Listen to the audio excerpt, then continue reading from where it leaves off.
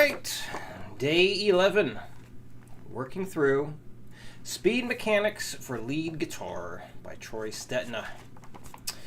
So, the last thing we were going through is some rhythm stuff he has in the book. And then I got stumped. On how to space something that is basically a 9/8 polyrhythm. But I figured out if I treat it or think of it as a 9/2 polyrhythm, I might actually be able to get that thing spaced with the metronome better. He's basically trying to play 9 notes in the span of 2 beats. So evenly spaced 9 notes in 2 beats. So basically, he got 4.5 notes per beat. And I was like, I know I figured this stuff out when I did that little mini polyrhythm series for YouTube many years ago.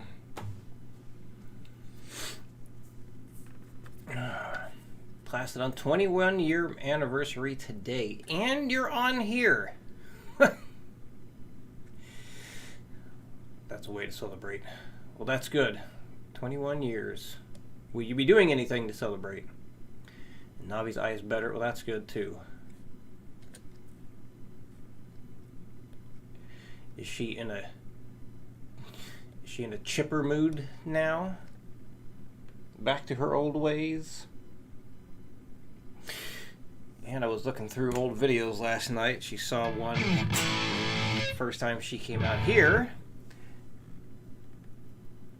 The month we got married. And Navi didn't have a giant ass tumor. Andrew, hello! You made it on today. Good.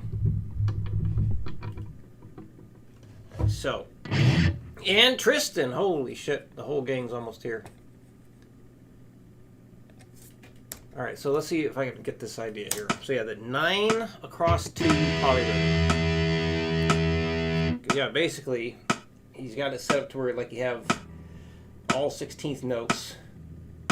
So say like 9 16th notes, but spaced out across the time span of 8, which makes sense. But if I view it as 9/2, it makes more sense to me. So basically, we need like 1, 2, 3, 4, 5, 1, 2. 3, 4, 5, 1, 2, 3, 4, 1, 2, 3, 4, 5, 1, 2, 3, 4, 1, 2, 3, 4, 5, 1, 2, 3, 4, 1, 2, 3, 4, 5, 1, 2, 3.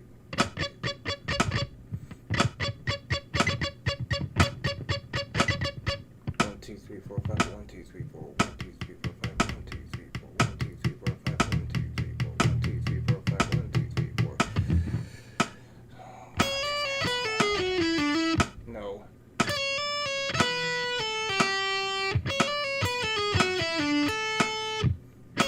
So 1, 2, 3, 4, 5. So 1, 2, 3, 4, 5. 1, 2, 3, 4, 1, 2, 3, 4, 5. 1, 2, 3, 4, 1, 2, 3, 4, 5. 1, 2, 3, 4, 5. 1, 2, 3, 4, 1, 2, 3, 4, 1, 2, 3, 4, 5. God damn, that still was too fucking hard. Oh well. I'm not gonna sit here and have you guys listen to me struggle with that. I would need to come up with something else to help me get that rhythm down better, because that's ridiculous. So yeah, I was talking about last time and the time before, I think, the way he's introduced some of these rhythmic ideas, like way too many steps are missing. It's absurdly difficult, some of this stuff. Now, of course, you just listen to the audio demonstration he provides. That will certainly help. I haven't listened to this one yet. But yeah, that's freaking nuts. Yeah, 9 notes evenly spaced across the 2 beats. I wonder. Let me see.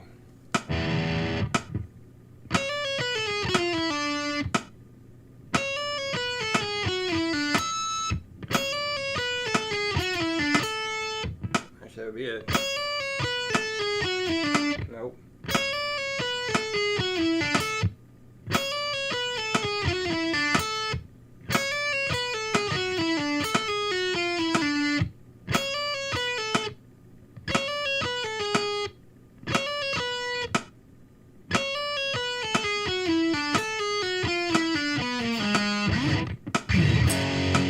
Yeah. Nope.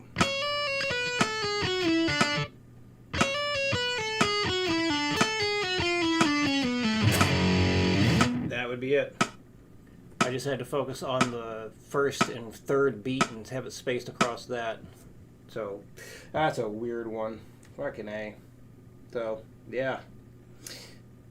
Anyway, what else we got here?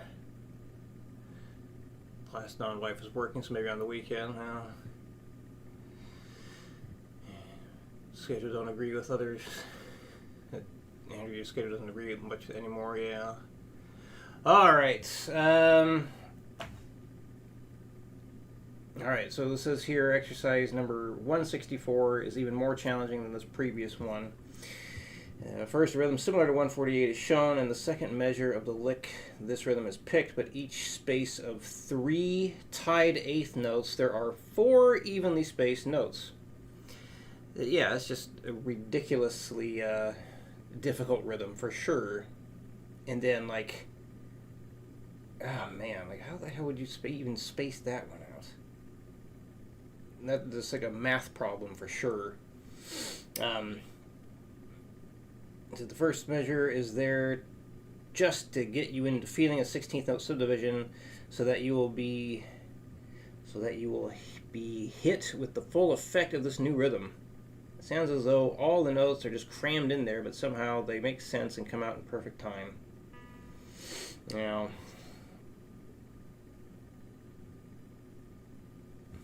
well, I'm not going to be playing that directly with a metronome. So this would be something, yeah, you'd want to listen to the recording and see how it sounds.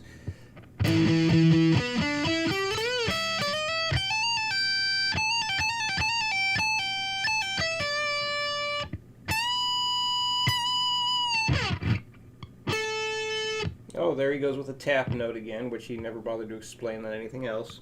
Oh, a bend, tap.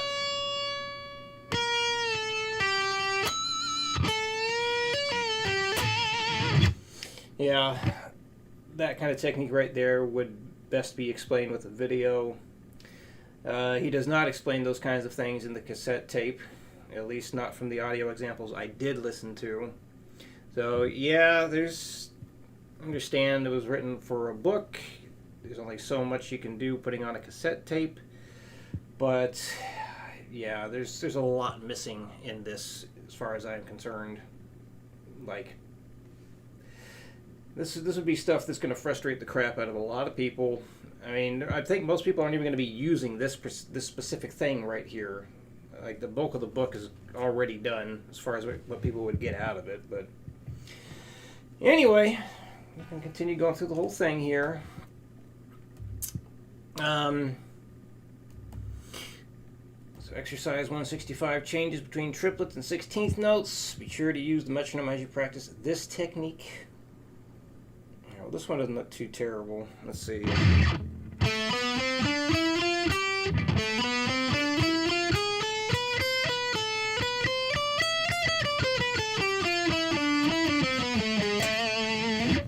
That one seems pretty good. Let's try that.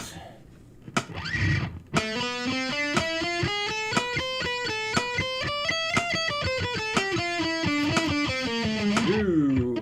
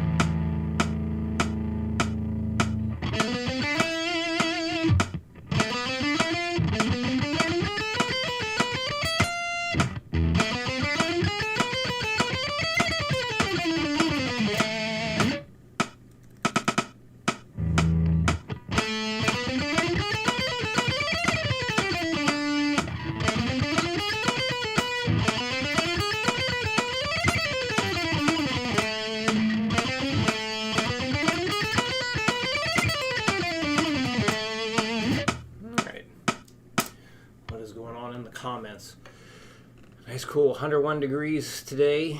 That's what it says on my computer. Yeah, it could be that too. Either way, not comfy, especially when they don't want you to use the AC. Yeah. Yep, we get charged more money out here in good old California for running electronics during peak hours.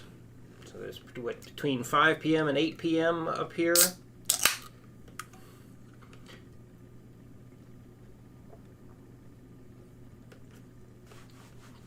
Yeah. I'm going to turn mine on right before doing this because it gets too dang hot in this room. Alright, so moving on. Other rhythms. The shuffle rhythm. I looked at a little bit of this last time. Good God. Yeah. This, the stuff that's showing in here, my goodness. Yeah, the shuffle rhythm. A swing or shuffle rhythm is common to blues and blues-oriented rock, but it isn't limited to only those styles. That's right, I read some of this last time. Many tunes by Stevie Ray Vaughan use a shuffle rhythm, but so does Satch Boogie by Joe Satriani, I'm the One, and Beautiful Girls by Van Halen, and Smokin' by Boston, just to name a few. In a shuffle rhythm, the upbeat falls on the third note of the triplet, instead of exactly halfway between the downbeats, as in a straight eighth note rhythm. And then it talks about symbols shown here. Practice exercise 166 to get a feel for the shuffle rhythm. Exercise 167 uses this rhythm in a longer phrase. Make sure your picking is correct or it will be more difficult to get the feel. Yeah, that's a lot of schmutz he's got in there. Look at that one he's just got.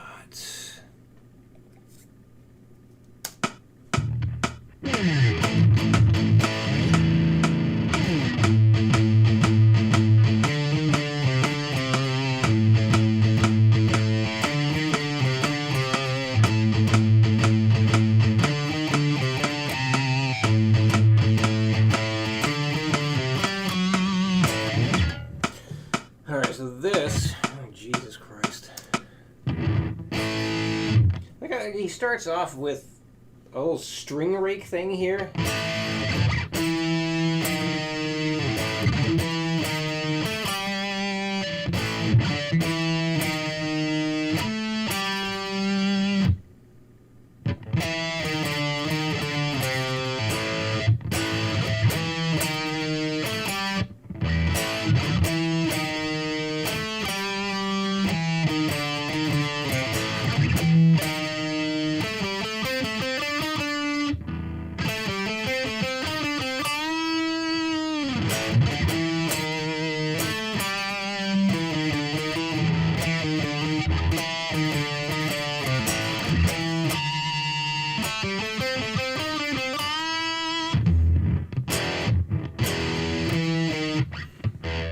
Six.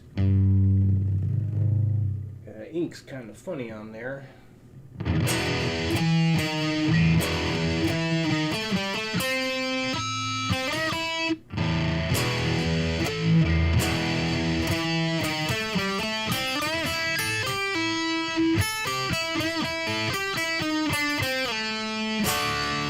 Jesus Christmas, Krispy Kreme, cripple Christ. Oh my God.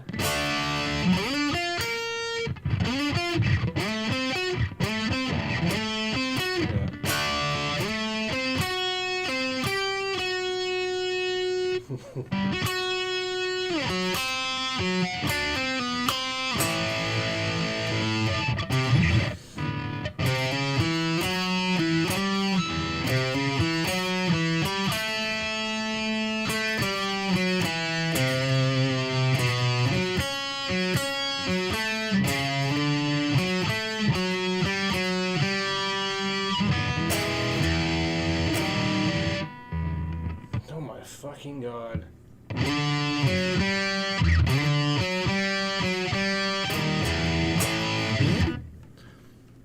That is beyond complicated. I mean, it's certainly learnable, but Jesus Christ, that's the example for the shuffle. It goes from just playing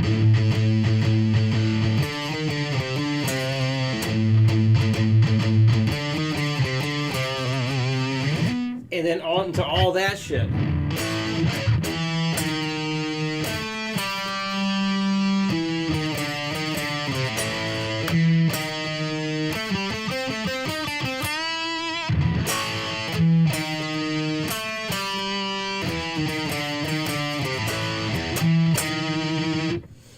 Oh, that's right, it goes into that.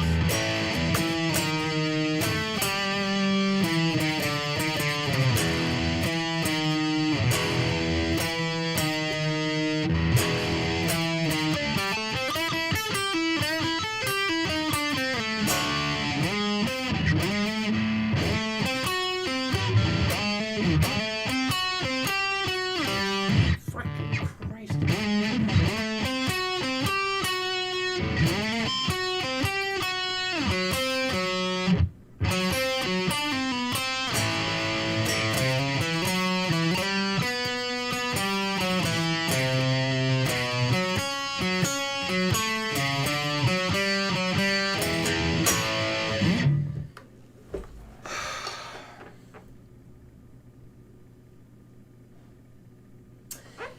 Yeah, good Lord, man.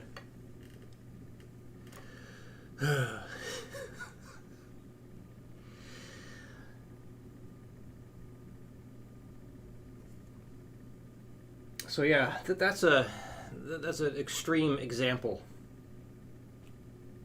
of extremely good example that the difficulty spikes from some of these things is way too much.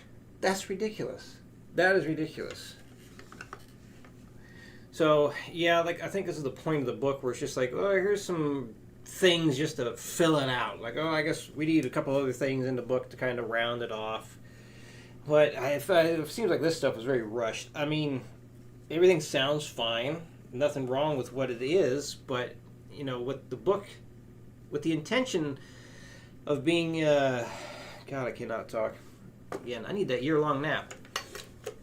But the purpose of this being teach people how they can get faster and give them, you know, the techniques used in playing guitar and giving them material that is suited for building speed. I mean, technically any of these things you can use to get faster with. Well, it's basically just get faster with that thing. But I don't know. This seems like you're just kind of like stuck in there at the end. Like, oh, we need some extra crap here. Throw that shit in there. Because the progression in difficulty is just not... There's no progression. It's like, here's a simple thing. Now get fucked. Play it out. Oh. Troy hears this. He's going to hate me. Sorry.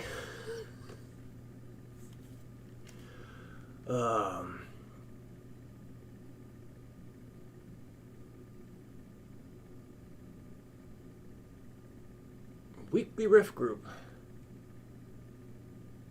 Oh, that's pretty cool. Problem is Troy didn't.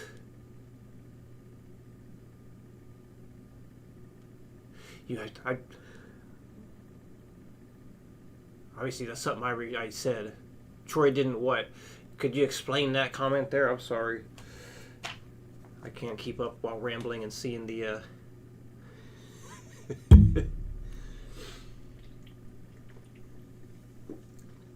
comments come in several seconds after I've already said it, because there's quite a delay from what I still say versus what actually comes up on the stream there.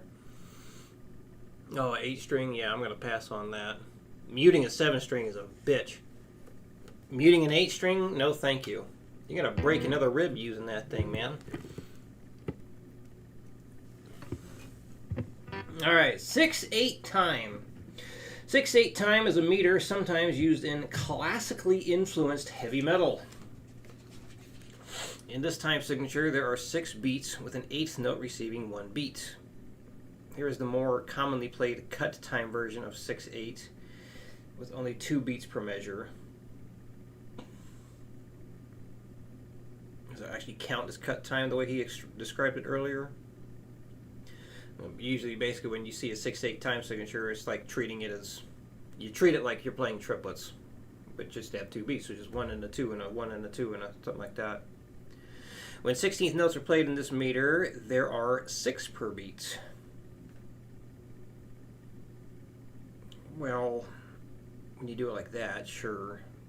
Okay, well, technically, if you have a 6/8 time signature and you have 16th notes being used, and it's all 16th notes, that's 2 notes per beat, because the 8th note gets the beat. But I understand what he's saying. Like, you treat it like you're playing 6 notes per metronome pulse.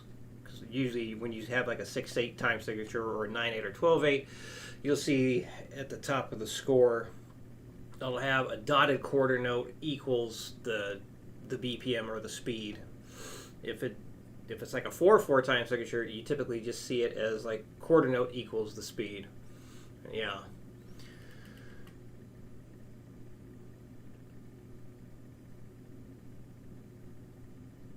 Oh, Troy didn't do his best. I see.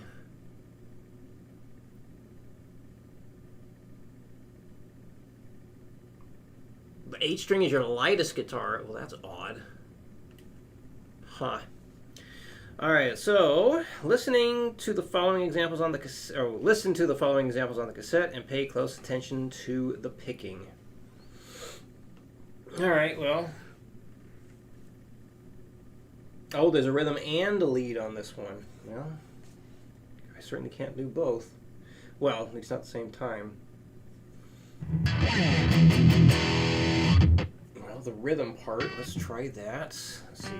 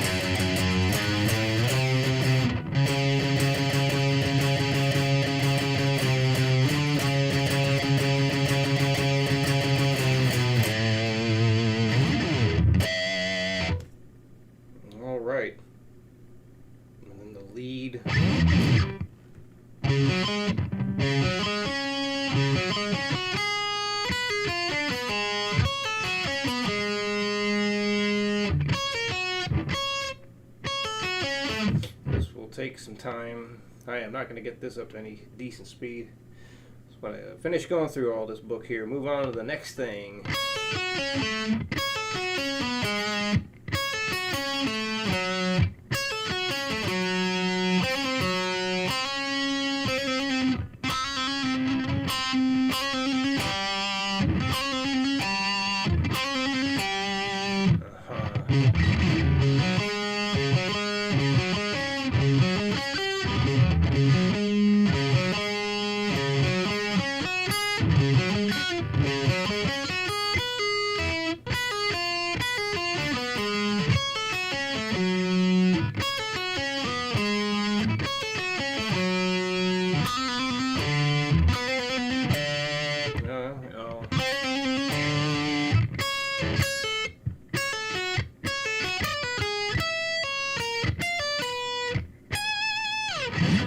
Jeez Louise.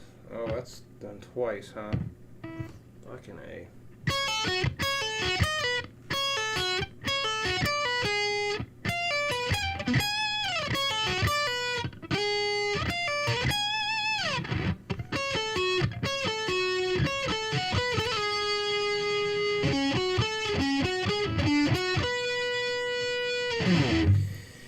Hot diggity damn. Alright, well there's that. Example 169.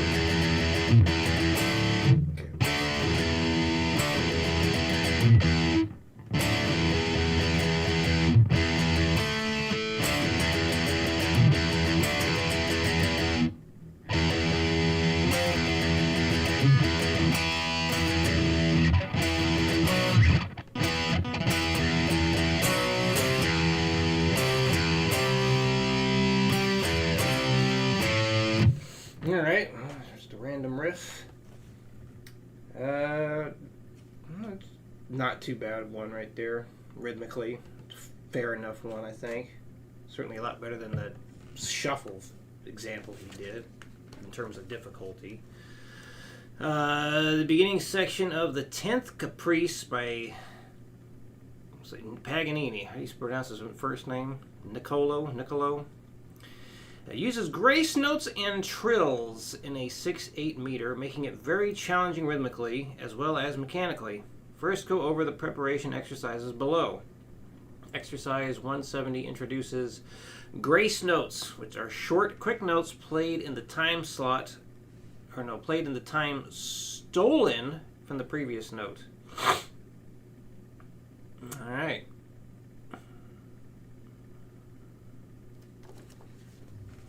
Oh, lordy lord.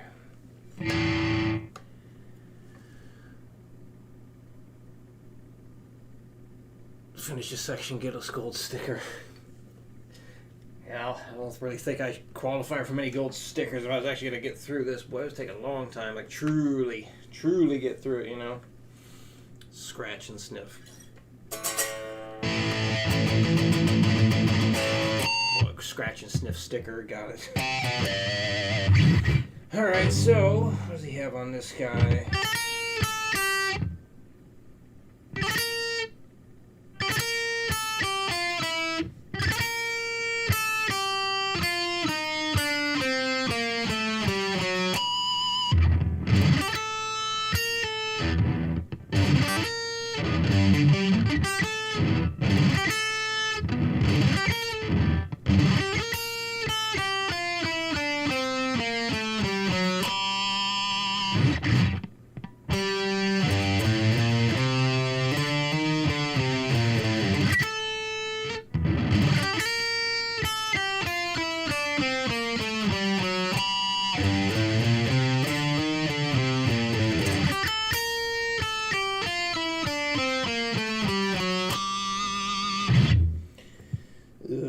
Oh yes, exercise 171, which I just went through. There isn't much time to steal from the preceding notes since it is only a 16th note squeeze. The grace notes, squeeze the grace notes in the best you can. Ideally, the beat should only slightly hesitate, if at all, but don't sacrifice articulation for speed. I'm curious how he ends up doing it there. Exercise 172 introduces a trill. First, the beat is played without the trill. Get used to this rhythm before you try to add the trill. Notice that the trill uses all hammer-ons or all hammers and pulls, so your picking should not change when you add the trill. Concentrate on keeping your picking the same and it will help your rhythm. So, the rhythm we got is...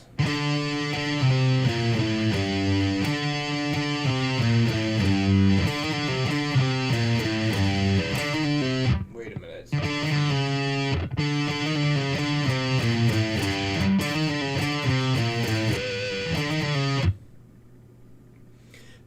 Does that actually count as a trill? I thought that was just a trill.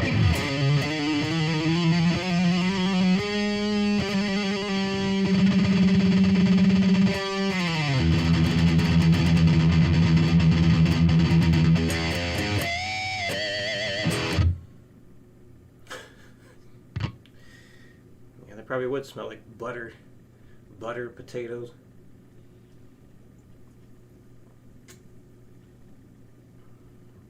Fret mung, ugh.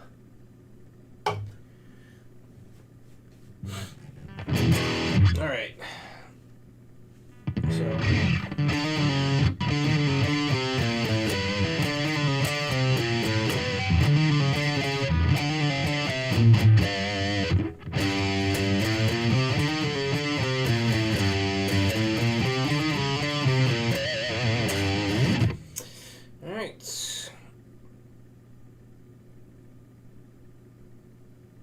Oh my goodness, the beginning section.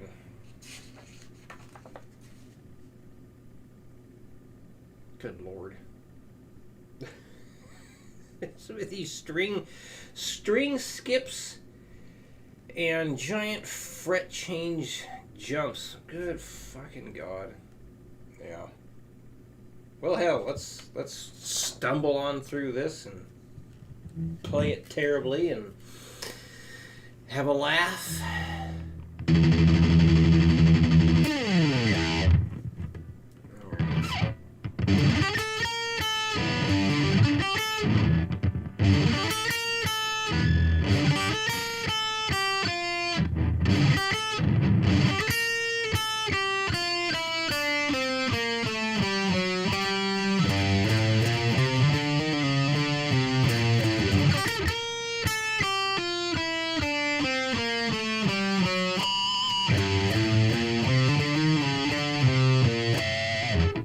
Page.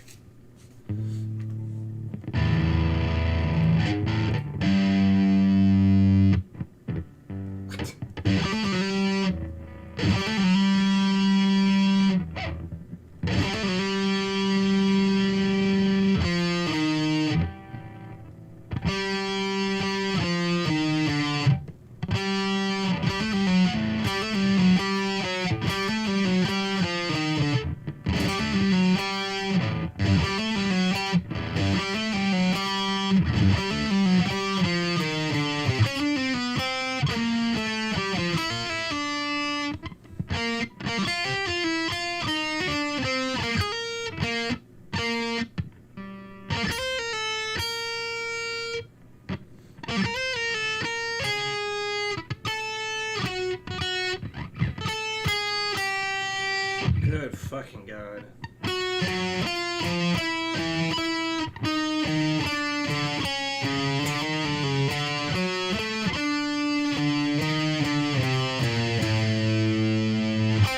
And then it repeats back to the beginning.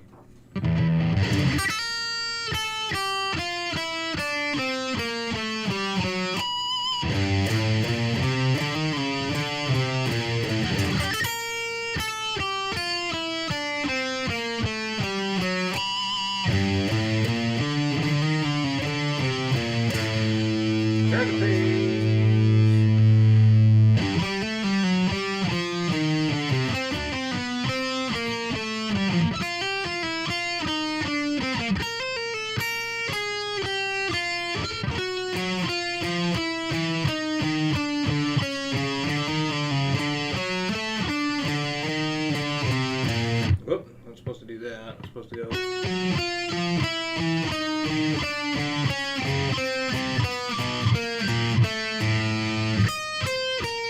Good fucking God.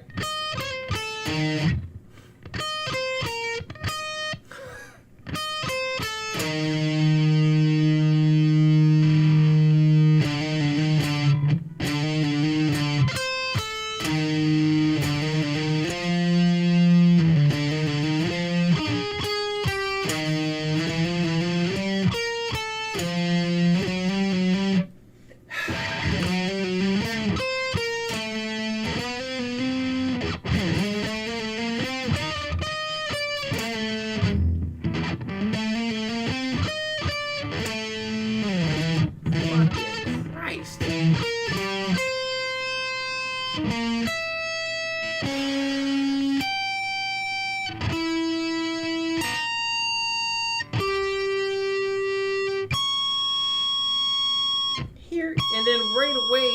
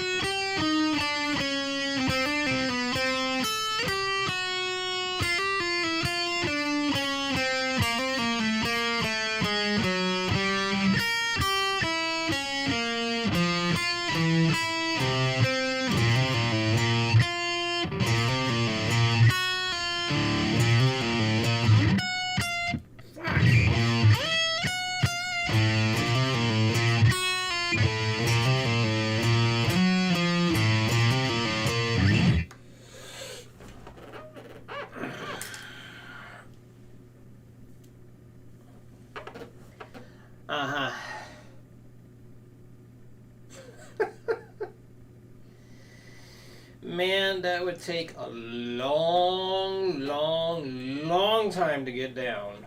Good Lord. The string skipping, and the fret jumps all over the place. Good fucking God, man. First fret down here to the 14th fret up there. Aha. I don't think any beginners would get this and stick to it. Jesus Christ.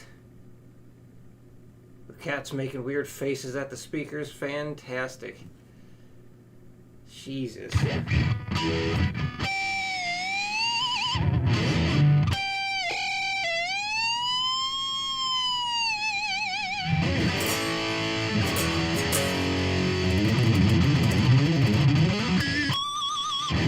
What is he trying to accomplish here? He's trying to teach you rhythm.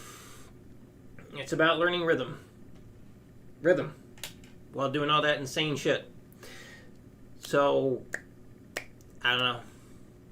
Maybe it's part of him wanting to show off how cool he can play. I mean, if he can play that, it's very impressive for sure. I mean, I haven't listened to that part of the audio.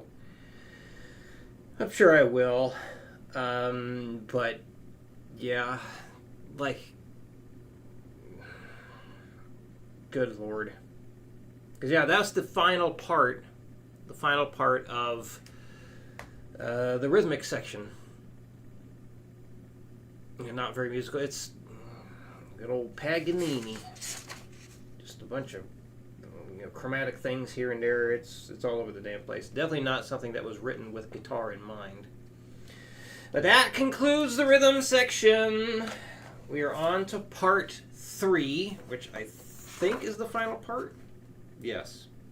Yeah, so far we've gone through part 1, mechanical ability. So part 1 is really the thing that people are going to be focused on going through this whole thing, this whole book.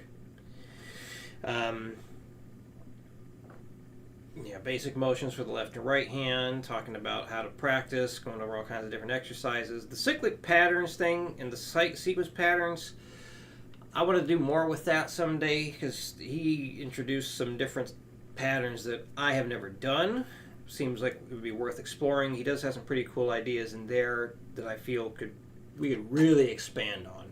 It really makes something even more worthwhile. So definitely good inspiration for something new from that. Of course, I'm still going to finish the shred training programs I got going right now first, but this will be something I can work on some other time.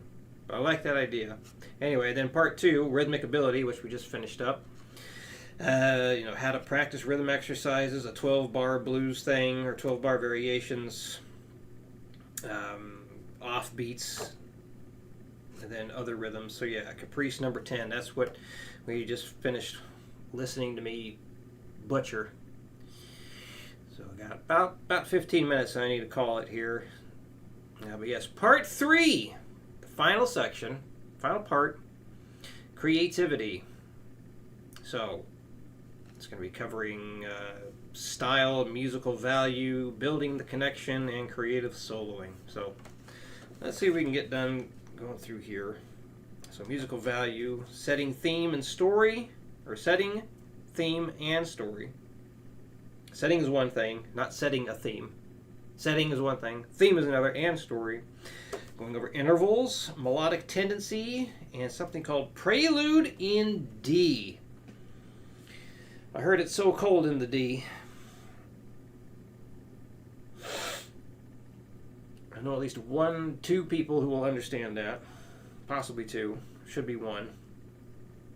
Building the connection. So we're going over scale and voice integration, interval recognition, and fretboard and voice integration. And then creative soloing. Outlining, it's in quotations, outlining a solo, making it move. All right. Ooh, we got a lot of stuff to read here. Story time. It's story time.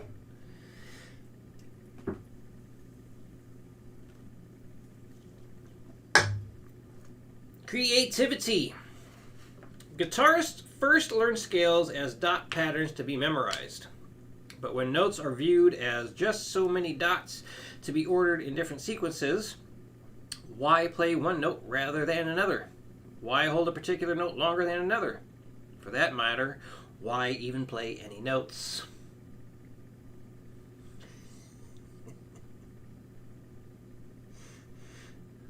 Cook my chicken. What?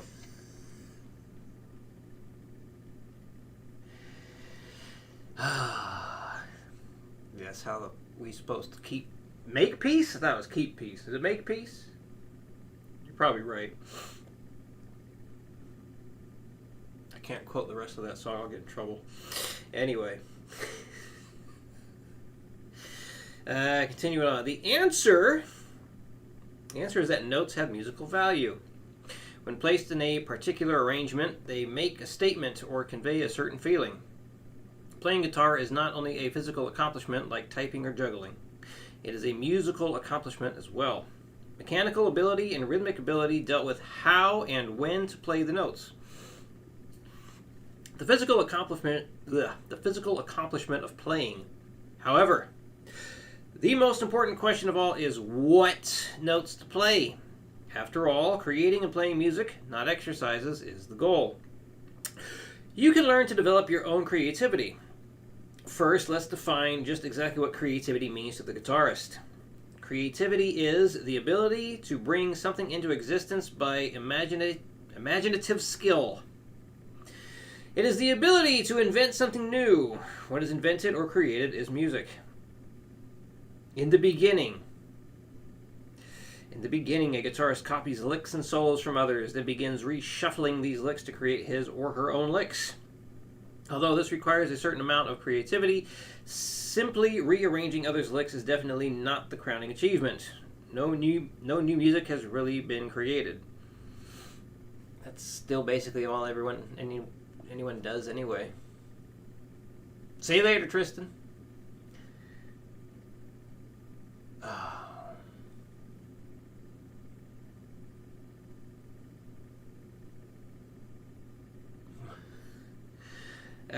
Anyway, let me see here.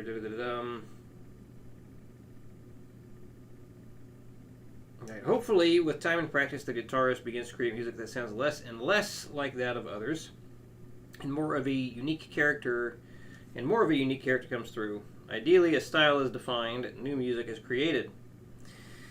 Most lead players will agree that developing their own style is a most important goal. Yeah, it's also damn near impossible to really come up with anything truly unique. It's extremely hard to do, and everyone's always borrowing from stuff that we've already learned, things that we like. So I think we're always going to be reshuffling licks and all that stuff to some extent. But yeah, that is how it starts. Style. Having a lead style means that there is something that differentiates your soloing from others. At first, the licks, scales, phrases, and solos that you learn and practice form your vocabulary of music.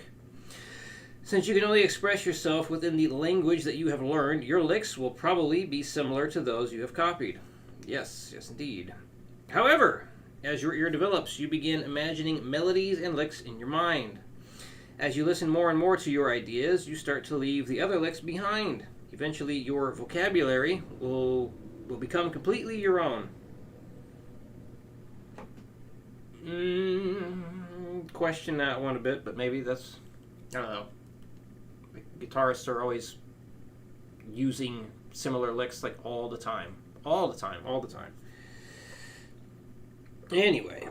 Notice that the key to defining your own original vocabulary or style is in listening to your own ideas, playing what you imagine in your mind. To do this, you have to develop the ability to imagine melodies and licks. The imagination channeled into music is called your inner ear. Beginning with your inner ear, you must be sensitive to the feelings associated with tones and melodies. Then you must be able to channel these feelings into musical ideas and find them on the guitar. Finally, of course, you must be able to make the necessary movements to play the notes. Developing your own style is a consequence of developing each step of the process, or this process, from the inside out. The outermost aspect has already been covered, the physical movements to play the notes. The next section, musical value, focuses on developing your inner ear, your musical imagination. Then, building the connection features exercises to help you translate these ideas to the guitar more easily. Musical value. The musical value is the feeling. Say that again. The musical value is the feeling value of notes and phrases. As a musician, you should develop your sensitivity to it. Become more aware of the moods and feelings that music has to offer. In setting, theme, and story, you will see some specific examples of what I mean. Also, the next two sections will help you to hear the different flavors of intervals and the subtle leanings of melody notes. Setting, theme, and story. In a novel, the setting refers to the time, place, mood, and atmosphere in which the story takes place. The theme refers to the overall subject or most important topic. Music also has a setting and theme. The sound of the instruments used and what they are playing establish a kind of setting or feeling of a particular style. The theme will be specific musical ideas that work within the setting and define it to a more specific feeling. As you listen to different bands, be aware of the different feelings. Does it sound funky, mechanical, bold, heavy, and brooding, triumphant, funny, dreamy, mysterious, mystical, etc.? For example, listen to Dreams by Van Halen. The feelings that it gives might include strong, confident of success, happy and uplifting. Also, the confidence that it expresses seems to make one reflect on things with a little more perspective, with perhaps a more removed, almost philosophical outlook. And this is reinforced by the words. Now listen to Jamie's Crying, also by Van Halen. Listen to the sarcastic, almost sassy mimicking of crying, "Aw, isn't that too bad?" in both the lead guitar and the choruses. Listen to the easy, light swing of the verses and the contrast to the bold chorus in Aerosmith's Walk This Way. Or how about the spaced-out dreaminess of Pink Floyd's Comfortably Numb, or their perfect representation of the bleak 1984-ish mechanistic mood in The Machine? How about the sheer weight of Metallica in Master of Puppets? Serious, dark, and intense. The driving, crunching guitar and screaming vocals would surely trample any sane thought. Or the doom-laden horror show sounds of other speed metalers like Anthrax, Slayer, etc. Listen to the hard-driving but pop-oriented sounds of bands such as Def Leppard, Scorpions, Dawkins, Cinderella, Rat, and White Lion, or the more straight-ahead heavy metal sounds of Judas Priest, Ozzy Osbourne, Dio, and Queensryche. I can't say Queensryche. In addition to a setting and overall theme, a composition tells some kind of story, musically and lyrically. And a good story has to go somewhere or it gets boring. The same thing applies to soloing. A good solo has some action or movement in it. It is not static. A high note may leap out suddenly, and surprisingly, then the melody may sink down as if to counterbalance or apologize. As notes climb higher one after another, the melody strives higher. Some lower notes may intervene and act as a setback. A short burst of notes may end with a question mark, followed by a reply. Then the question is rephrased, and the reply more emphatic. The melody may climax on the highest notes, then descend skipping, like an afterthought, back down to the beginning, tying it up into a tidy little package. Be aware of these things as you listen to solos. Only after you can hear it can you begin to think in terms of musical stories of your own. And awareness of all these things will help you develop your inner ear, so that you can make your music go anywhere. Make your music go somewhere. You will gain a larger perspective from which to draw.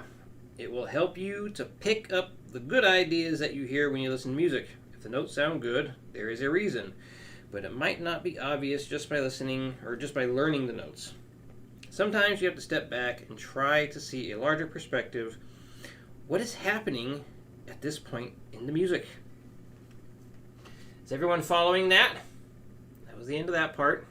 We have 5 minutes left. So the next thing is about intervals.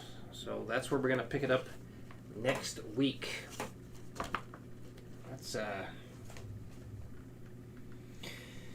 Fair enough explanation, I suppose. No real arguments there. I don't know how well people are going to follow that.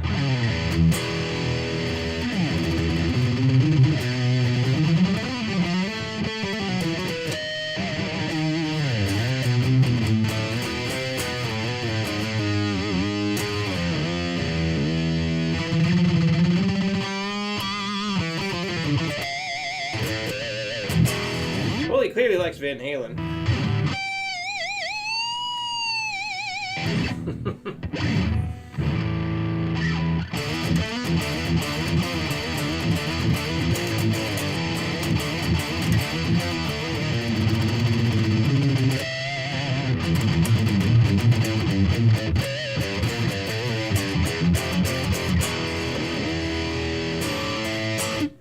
Well, thank you, Andrew. I appreciate that.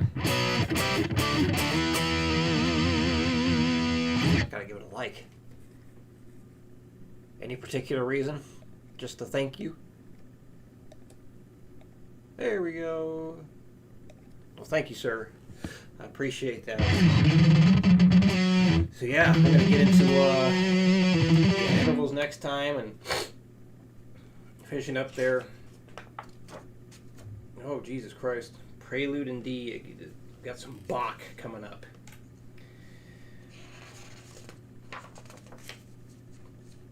Jesus Christ, that's a lot of stuff.